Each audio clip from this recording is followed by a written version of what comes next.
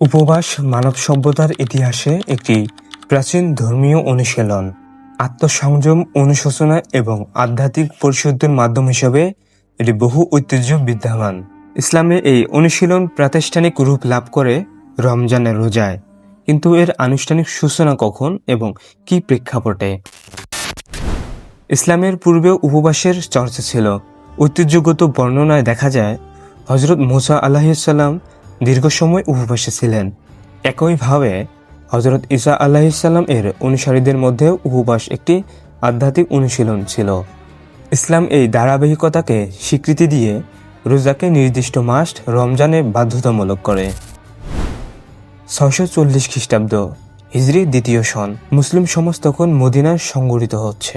এই সময় অবতীর্ণ হয় পবিত্র আল কোরআনের সূরা আল বাকারা, আয়াত 183। হে মুমিনগণ, তোমাদের উপর রোজা ফরজ করা হয়েছে, যেমন ফরজ করা হয়েছিল তোমাদের পূর্ববর্তীদের উপর, যাতে তোমরা তাকওয়া অর্জন করতে পারো। এই আয়াতের মাধ্যমে শুভেচ্ছা দিক থেকে সূর্যাস্ত পর্যন্ত রোজা পালন বাধ্যতামূলক করা হয়।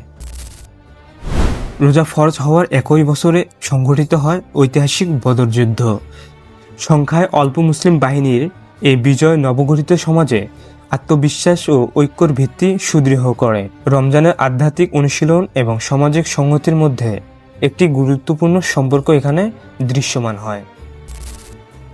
হজরত মুহাম্মদ সাল্লাল্লাহু আলাইহিসসাল্লাম এর নেতৃত্বে প্রবর্তিত রমজানের রোজা 7ম শতাব্দী থেকে আজ পর্যন্ত অব্যাহত।